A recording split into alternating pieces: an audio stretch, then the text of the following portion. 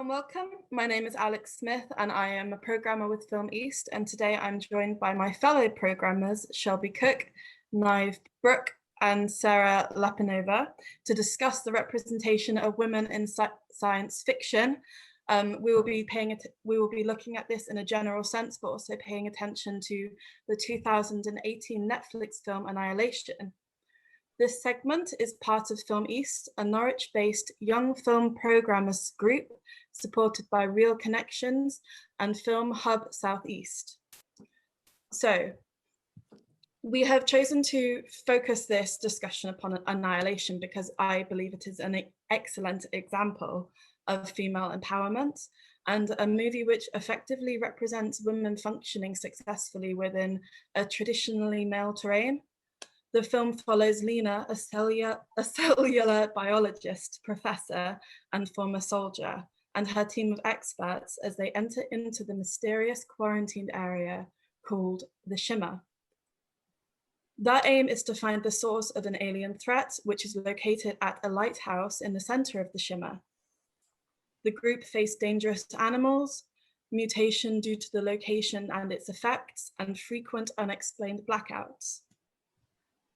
So, overall, what was your guys' initial thoughts of the female characters when you first saw them? Well, I think obviously they played the main role in the story. So the whole story, and I actually kind of found this pretty funny when they were like, they originally were sending just groups of men into this Shimmer, into this quarantined area, and then they're just like, well, now we're going to send women in. And they're like, the women are going to get it done, which I just thought was really funny at first, because it's the whole group of it is just, what is it, 4 or 5 women that go in? And, 5, yeah. Yeah, and so they're essentially serving as sort of like soldiers. They're all these scientists, which is a huge contrast to how women are typically like the damsel in distress, which you see. Obviously, Christopher Nolan gets a lot of beef for that because he's always having the damsels in distress in his movies, where these ones very much were in charge of their own path and their own way of, wanting to be able to serve their country and serve the purpose of the science. Yeah, well, I very much agree. I just love that they weren't defined by being female characters. They were just there to do a job and they were professional. And that's something that initially I didn't really clock onto because there was nothing big made out of the fact that they were women doing this. It was just a matter of fact. And I was so happy with that because I feel like a lot of the time in science fiction, if you have a successful woman in her profession, particularly kind of in these scientific areas, she's either a one-off surrounded by men, or it is made into this massive deal and you can't really get away from the fact that she is a scientist but also a woman, and that's an incredible unknown, like once in a lifetime thing. But women can be scientists. Yeah, like, oh, women can go to school now, women can learn. God, I missed that. I know, it's incredible. And I think they did an amazing job of not bringing attention to that. And I really think it's kind of one of the only films out there that does that. And I really enjoy it for that fact. And I think also they're, like you said, they're not identified just as being women. I think there is sort of this part to it where they do acknowledge that this is a group of women going in. Like I said, like they do make that reference to the fact that only the men have gone in before, but it's like they don't diminish them for being women. They're not put down. They're never sexualized. They're never, they're all wearing uniforms. None of them are in, tight outfits, like, Laura Croft type of like outfit. And, they serve the same purpose as the men serve in the story. They aren't separated because of their gender. Oh, sorry, you go ahead. I just thought, I also like the fact that they remained human throughout. I think there was a lot of kind of deep conversations that characters had one-on-one throughout the film, kind of talking about their backgrounds, and particularly with the main character, you kind of saw a lot of flashbacks as well. So as well as getting some of the motivation to doing this, obviously, you know, they were professional and they were smart and they were strong, but at the same time they were still human, and they didn't lose that humanity and didn't lose like being wives and mothers and all of that in it as well. And there were mentions of this within the film, which I really liked. I think they had a really good depth of, you know, a mix of you know, they're human and there have been all of these. I kind of lost my train of thought, sorry guys. No, that's okay. I kind of see where you're going. They weren't less because they were women and they were mothers and they had chosen to go on this path. The way the film was written, they embraced those facts about them. They didn't try to forget that these women have, they're not just flat, they have layers to them, they have a history, and that's really important in their development, and making sure that audiences enjoy watching them. Because if they were more like the historical representations of women in sci-fi, where they're basically an accessory in the background to be looked at, this would not be an interesting film. No one would want to be watching it. So having that depth is what really carries the film along and keeps us hooked. One thing that comes to mind, and I will always remember it because it was a big backlash on Twitter, but I remember when Annihilation came out, it was a very brainy film. Like, it's high concept, and but I remember it wasn't like screened in UK cinemas. I can never say it, I'm a film student, I can't say cinema. It wasn't screened in UK cinemas, it was directly to Netflix. And isn't it interesting that this sort of sexy, they are just women, and it's not because they're women, but it's interesting that this didn't get the time it needed on the big screen, that it was a direct to Netflix stream. A lot of people missed it. It's very interesting that was sort of pushed down a little bit. Yeah, I remember when I first watched it, it was my boyfriend that actually had to encourage me to, because when I saw it on the surface, just the poster and the Netflix trailer, I was just kind of like, I'm not interested, it's not going to be my thing, I'd just rather watch something else. And when I got into it, I was so overjoyed at just what it was. And it's really disappointing it didn't get that attention, because I think a lot of people who had similar interpretations of it to me missed out on something really, really fantastic. And that might be a kind of a wider examination of how women are seen in sci-fi and just popular culture. Yeah, because there's a lot of backlash because sci-fi has traditionally been a very male dominated genre. And when you think about stuff like Doctor Who, there was so much backlash when the first female Doctor Who was announced. People hated it, but what's it really done to make the show worse? It hasn't. It's elevated it and given it a wider audience base. I love female Doctor. I'm a big Doctor Who fan. Like, don't get me wrong, I love Doctor Who, but I think Jodie Whittaker, she has been let down because it's not because she's a female Doctor. I think it made me cry for 10 minutes when I saw her regenerate, because growing up, being a little girl, playing in the streets, I wasn't allowed to be the Doctor. I had to be the companion and ask, like, oh, I need to be saved. But now, finally, little girls can be the Doctor and they have that character, but the storylines for her are just terrible. They are not good. And I think having this weak writing really doesn't pay off well for her Doctor, and it's making people not like the show anymore. And I think that's irresponsible of Doctor Who to make this big statement, and I love it. But I think I don't know. I think it's kind of blowing the show a little bit, but not because she's a woman, but because they've let her down. So going off of that, would you say that the sci-fi genre is currently an inclusive, supportive space for female characters and stories? I don't think so. I think it's getting there. I think there is a point where there are now more female stories, but I'm a big sci-fi geek. Like, I love it.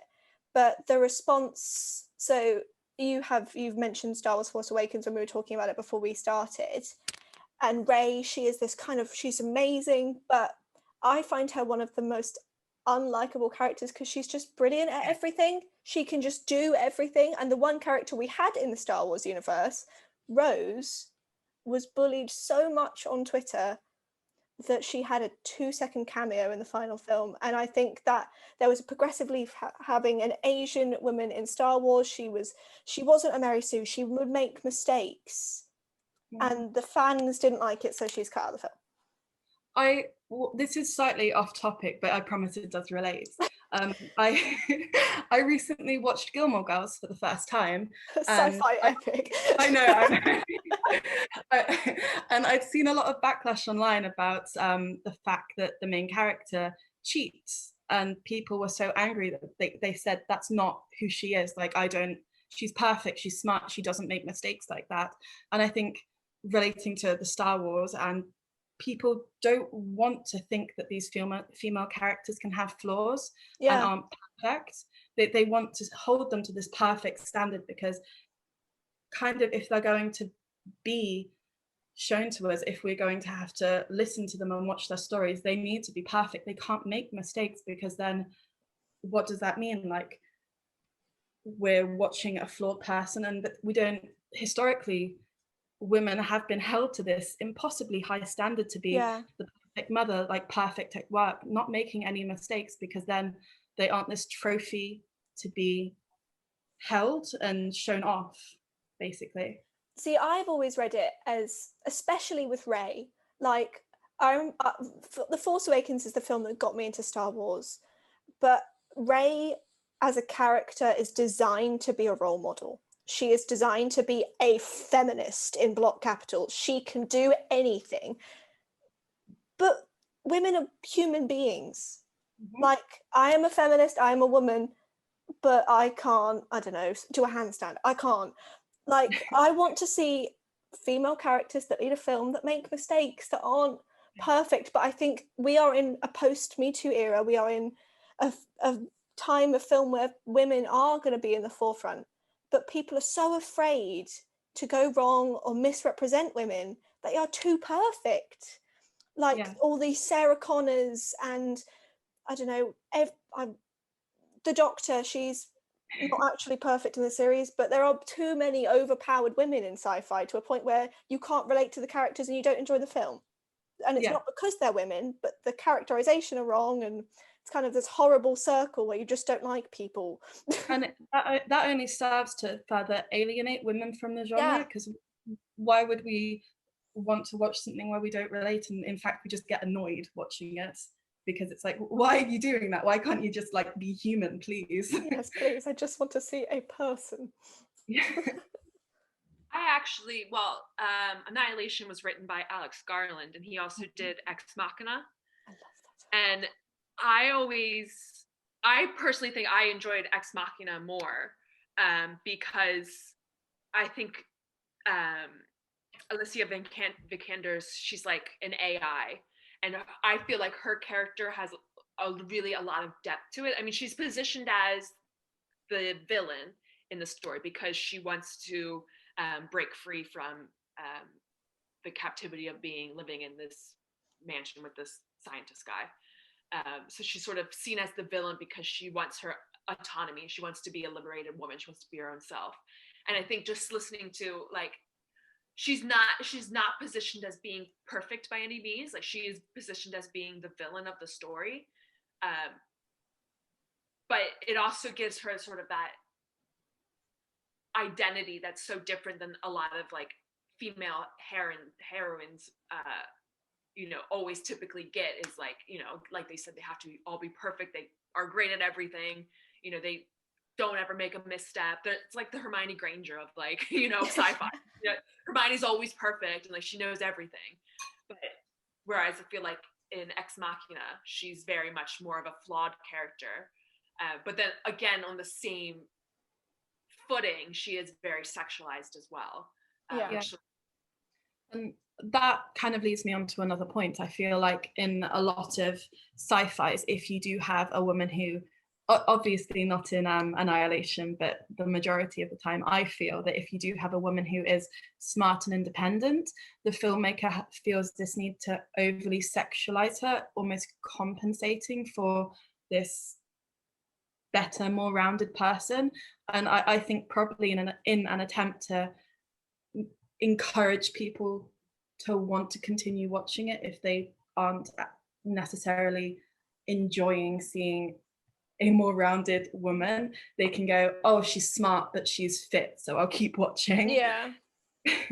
I also think we're along the same lines. If there's a film with a strong female lead and as a male sort of sidekick, he's always really goofy or an idiot, which again, we don't want the scales to tip completely. We don't want men to be lowered and reducted so women can be like seen as normal. We just need I hate that. I don't like it when you finally have like a pretty normal human being, but she's horrid to men. Like she's just not nice to them because she's a woman. But no, I want a sci-fi film where there's two characters and they just get on. Well, they don't get on, but I just need two human beings, not typical male, typical woman. I saw I think it was like on Twitter or something, a screenwriter was writing, he was like, when I write characters, it doesn't matter the gender, you just write the character and then you can put the gender in there. That's the best way to write a character, because every person is exactly the same, whether you're male or female. You know, it doesn't matter what your gender is. You should be written with the respect and like dignity and the identity that you should be. I personally always have a problem with that, and I was thinking about Arrival a lot when I was watching this movie. I love it.